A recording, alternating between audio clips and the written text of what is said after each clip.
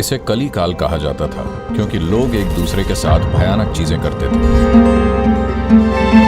किस युग में आप हैं तय करेगा कि आपका ईथर शरीर कितना है।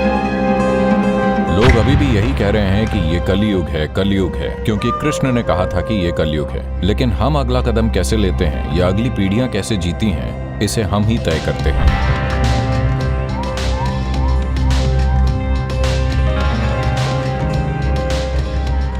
तो ये सारी बात चल रही है कम से कम न्यूज चैनलों पर तो कि ये कलयुग है, कलयुग, क्योंकि कृष्ण ने कहा था कि ये कलयुग है। कब कहा था? 5124 साल पहले। तो तब से कली का संपूर्ण पहलू जो 2592 साल तक चलता है खत्म हो चुका है, और द्वापर भी 2592 साल का है, जो कि 2082 के आसपास समाप्त हो जाएगा। इसका मतलब है कि और 58 साल, 58 साल, लगभग 60 साल।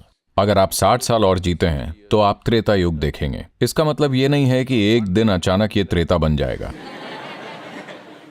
देखिए, जब हम सर्दी कहते हैं तो इसका मतलब यह नहीं है कि अचानक एक दिन सर्दी आ गई, आहिस्ता आती है। गर्मी, ऐसा नहीं है कि एक दिन अचानक गर्मी आ गई, यह धीरे धीरे होता है। तो जिसे आप युग कह रहे हैं वो एक तरह से एक अधिक विशाल मौसम है, मौसमों का एक बड़ा दौर है।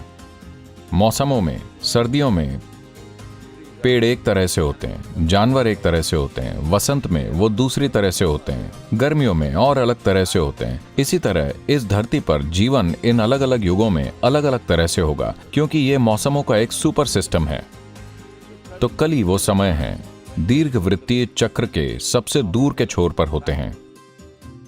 उस वजह से इसे देखने के कई तरीके हैं। एक महत्वपूर्ण बात यह है कि देखिए, हमारे पास जो 5 शरीर या शरीर की 5 परतें हैं, विशेष रूप से इंसानों के संदर्भ में भौतिक शरीर अन्नमय कोश है, मानसिक शरीर मनोमय कोश है, ऊर्जा शरीर प्राणमय कोश है, और विज्ञानमय कोश या ईथरिक शरीर होता है। सवाल हमेशा यह होता है कि आपके पास कितना अन्नमय कोश है, या आपका अन्नमय कोश कितना प्रबल है, या आपका मनोमय कोश कितना प्रबल है, या आपका ईथर या विज्ञानमय कोश कितना प्रबल है। उसके मुताबिक यह काम करेगा। तो ये मौसम एक तरह से इसे तय करते हैं। आप देख सकते हैं कि इन 4 मौसमों में पूरे देश में यहां 11 डिग्री अक्षांश पर शायद आप इस पर इतना गौर ना कर पाएं, लेकिन यह मौजूद है क्योंकि लोगों ने इस पर गौर किया है। इसलिए तमिलनाडु में मार्गली और माघ मौसम होता है, और आप जानते हैं देश भर में कई दूसरे, हर कोई उस महीने को कम उत्साह वाला महीना जानता है, और इसलिए तब लोग खुद को उन्नत करने के लिए चीजें करते हैं। लेकिन अगर आप समशीतोष्ण देशों में जाते हैं तो सर्दियों की स्थिति और वसंत की स्थिति के बीच काफी अंतर होता है, अभूतपूर्व अंतर। आप विश्वास नहीं कर पाएंगे कि आप उसी दुनिया में हैं। अगर आप सर्दियों में जाते हैं तो जैसे हर चीज, सब कुछ ऐसा लगता है जैसे दुनिया खत्म होने जा रही है। वसंत आता है तो बूम, हर चीज वापस खिल जाती है।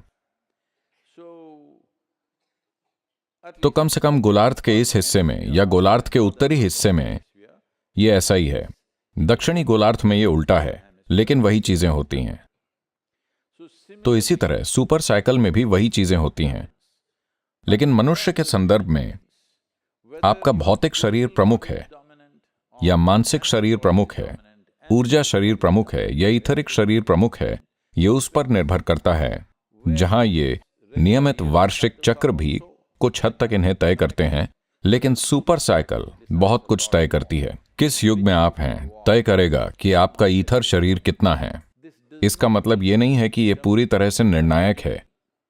यह सब कुछ नहीं है, बस इसका प्रभाव होता है। आप किसी भी युग में होकर शानदार हो सकते हैं, और आप किसी भी युग में होकर एक झमेला हो सकते हैं।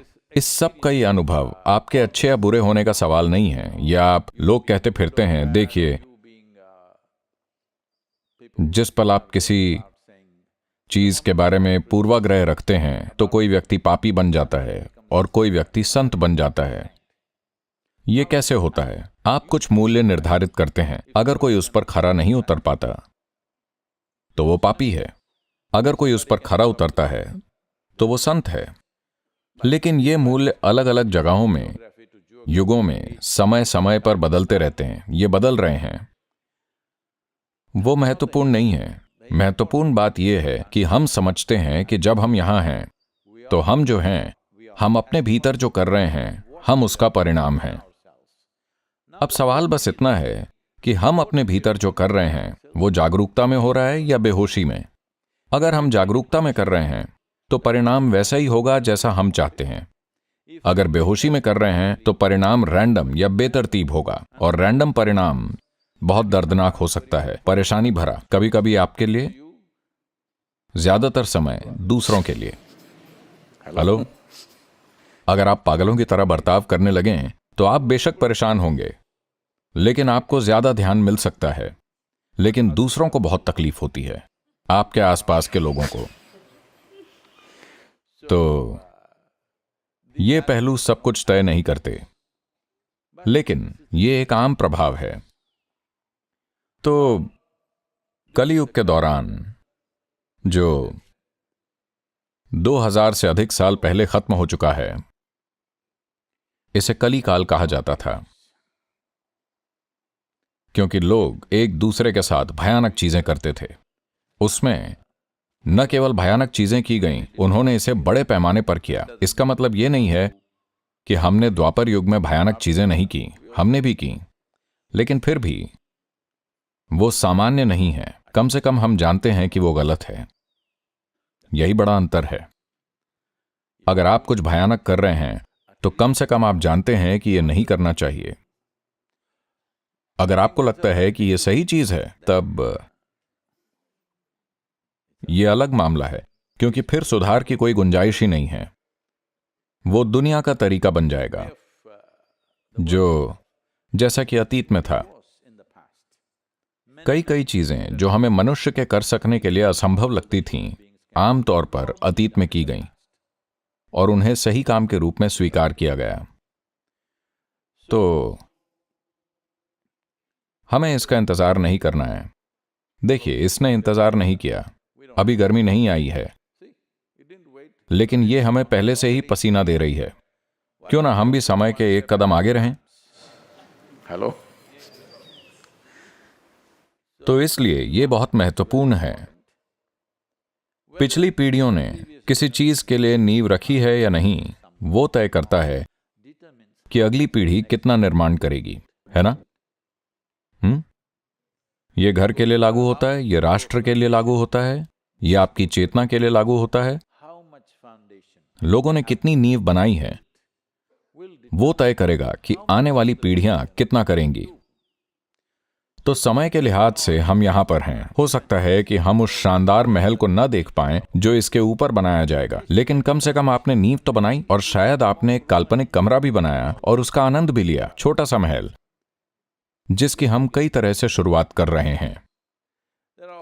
बहुत सारे लोग प्रचार करते रहते हैं, जीवन दिन ब दिन बदतर होता जा रहा है, दिन ब दिन बदतर होता जा रहा है।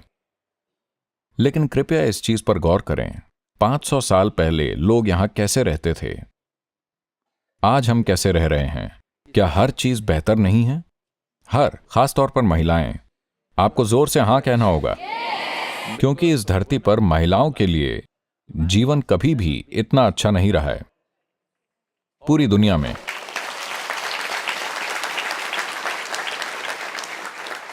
तो हम अगला कदम कैसे उठाते हैं, वो हमारे हाथ में है। हम इस तरह इसलिए हैं क्योंकि किसी ने कुछ बुनियाद बनाई है, तो हम इस स्थान पर आए हैं। लेकिन हम अगला कदम कैसे बनाते हैं या अगली पीढ़ियां कैसे जीती हैं, यह हमारे द्वारा तय होता है। तो ऐसे समय में, जब मैं कहता हूं ऐसे समय में, जब हम एक युग से दूसरे युग में जा रहे हैं, जब मौसम सर्दी से वसंत में बदल रहा हो, तो हमें खिलने के लिए तैयार रहना चाहिए। हेलो। कई मायनों में हम जिस दौर में हैं वो बहुत महत्वपूर्ण है, क्योंकि